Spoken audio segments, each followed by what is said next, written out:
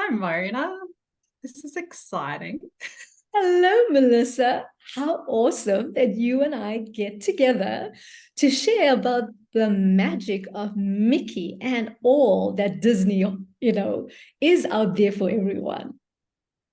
Yeah, I know. That's what I'm really excited about, actually, sharing our Disney experiences, particularly as it's really, you've just been to Paris not very long ago. So it's, you sparked all this memory back to my time when I went in 2015 to Disneyland in LA. And Wow. afterwards we sort of said, wouldn't it be great to bring the magic of Mickey into people's lives and things like that? And that's what we thought we would have a bit of a conversation about today. Yes, So I absolutely. just wanted to, yeah, so I just wanted to really just hear a bit more about your Disneyland Paris experience and what you'd share with others about bringing in the magic of Mickey. Well, I brought the magic of Mickey all the way back to South Africa.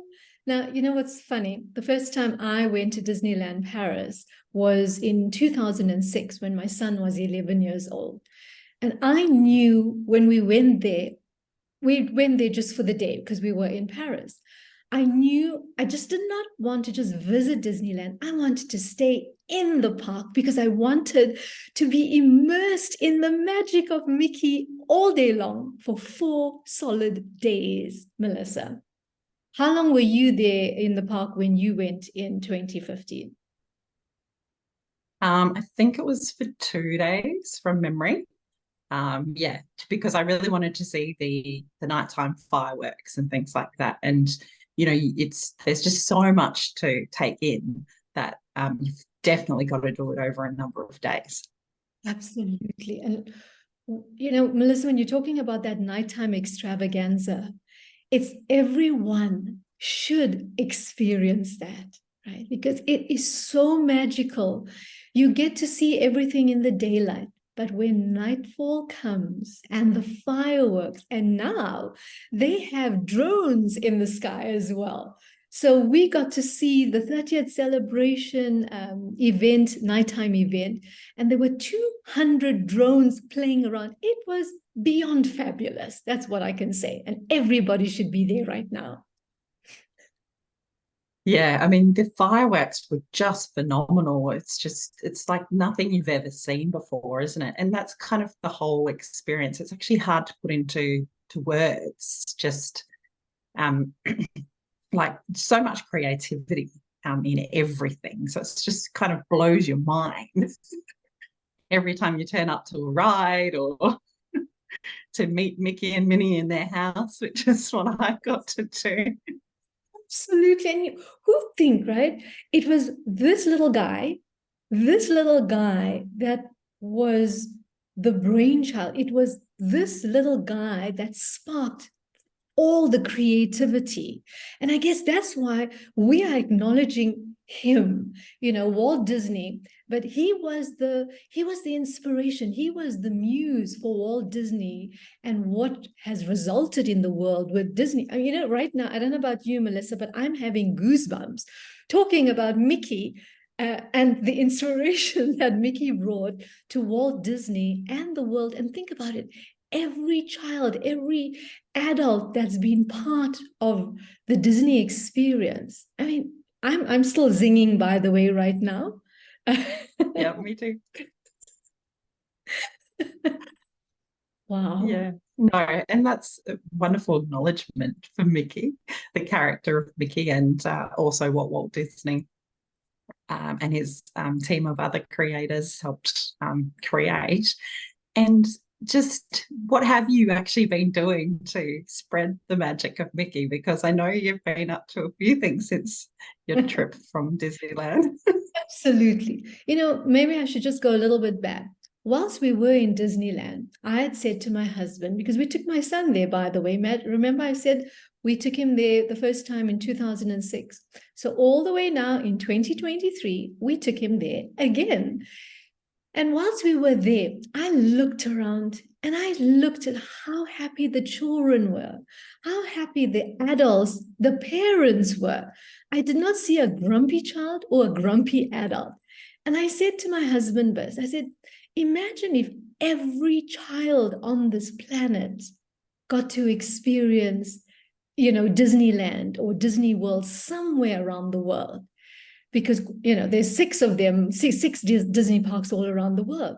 And then when I was coming back home to South Africa, I said to Visa, no, we can't wait for everyone to get to Disneyland. We have to bring the magic of Mickey into our lives every day. So what did I do?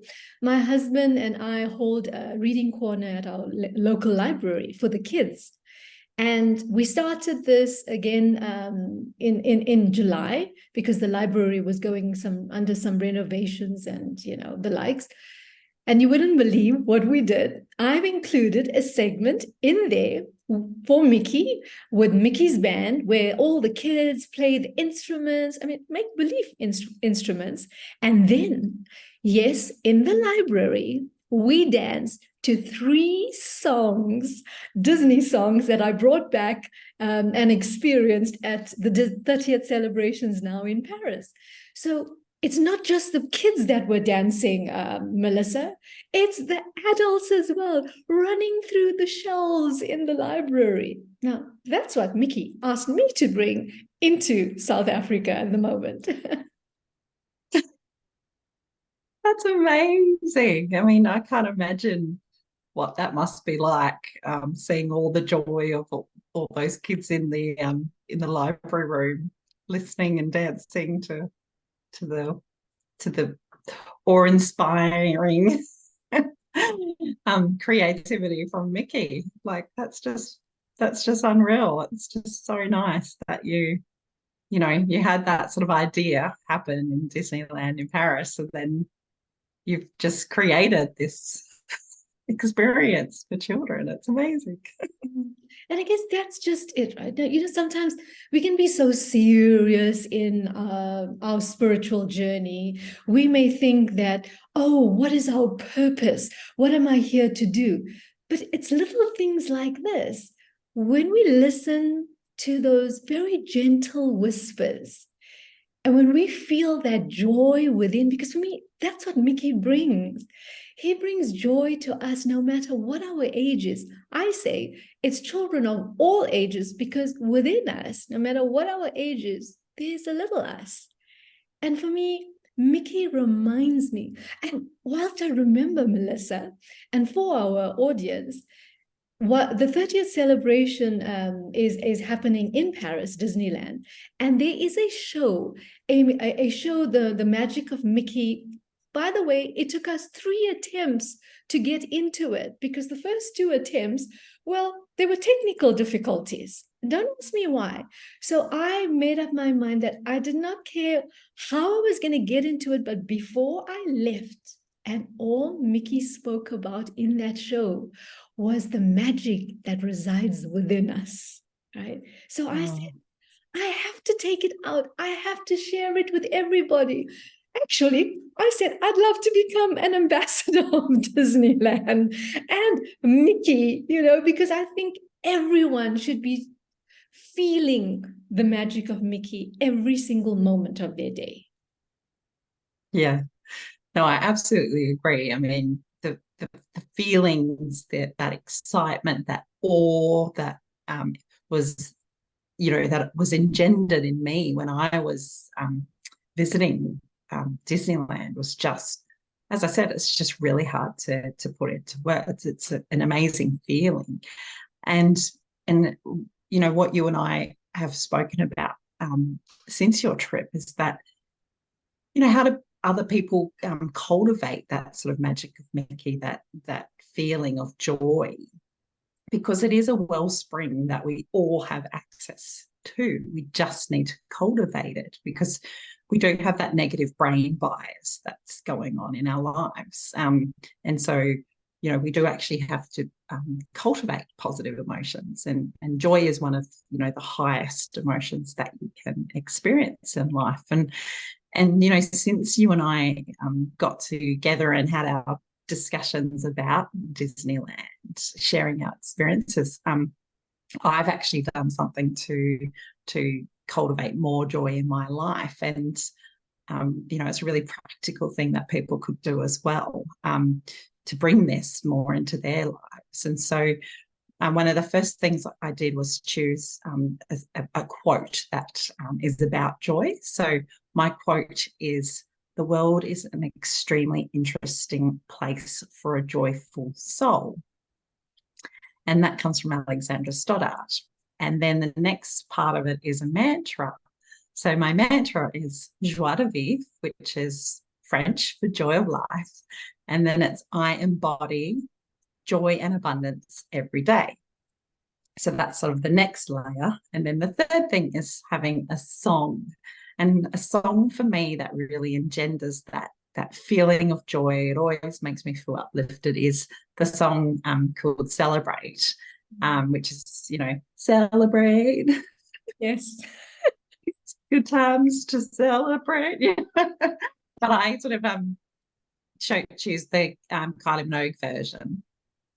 That's more of a later version of the real deal. But I find that just repeating these things and having them on my whiteboard where I can see them just really helps me remember to really cultivate joy in my life. So, others might be inspired by, picking their own quote, what mantra can they repeat, and then a song that they can play to uplift them.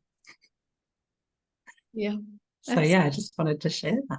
That's wonderful. And true embodiment of joy, right? Melissa, you were there in Disneyland and you saw the parades, you watched the parades, right? Mm.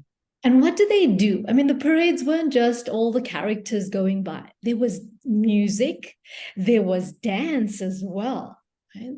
So I'd love to add to, the practices you have every day to already bring joy into the space, because that's what my husband Vis and I do every morning. We dance every morning. And for me to really embody, I teach about abundance, right? I teach about abundance. But if you realize abundance has the word dance in it, and that's so apt for me because I've been dancing, not in a formal way, but with my soul from the time I've been little. So when I went to Disneyland Paris this time around, I was like, there's dance all the time, there's music all the time. It was reminding me to reconnect with the greatest joy that I ever experienced, and that's through dance. So we've been dancing to three of our favorite Disney songs since we've been back. And that's the same three songs we share with all the kids, because just think about it. When you dance, well, you can't really be sad, can you? Because we dance to celebrate. We dance and it just raises your vibration so much more quickly than, you're not trying to get into the mind space. Dance just shifts you. And if you sing the songs whilst you're dancing, it's like a double whammy to just boost your vibration. Yeah, no, I absolutely love that. And the benefits of dance and listening to music just phenomenal. Thank you. I think that's so helpful to share that as an additional practice that can help cultivate the emotions of joy and really feel that awe that we know that 4-year-olds have in spades, when they're Yes. seeing things for the first time and they're just like, wow. And that's what we want to cultivate and really bring that energy of that awe that 4-year-olds just have naturally. Yeah.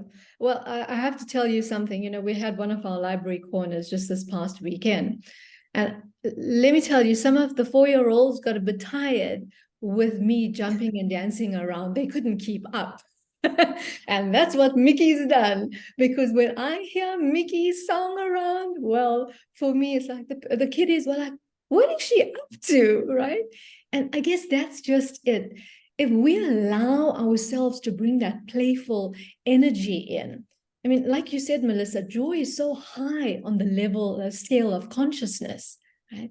It is so high, it is so magnetic, it is so contagious. It really is. If we want to lift ourselves up and others, I mean, what do? You dance, you sing, you make merry, right? Yeah. Oh my goodness. So wonderful. Well, thank you so much for coming together today so that we could share the magic of Mickey. Yes. And yeah, is there any other final words you'd like to say? All I'd love to say is let's make every day a magical day. And, sometimes we can feel that is not possible. But within us, like Mickey said in that show, the magic lies within us, and then we get to bring it out. So, Melissa, thank you so much for inviting me and Mickey to your lovely show, your lovely session today, because that's what it should be. It should be a show where every day we come together, or every week, whenever it is, we come together and we talk about the magic of our life. And we've started with Mickey bringing it back into our life. So, thank you so much, Melissa. Thanks, Mona.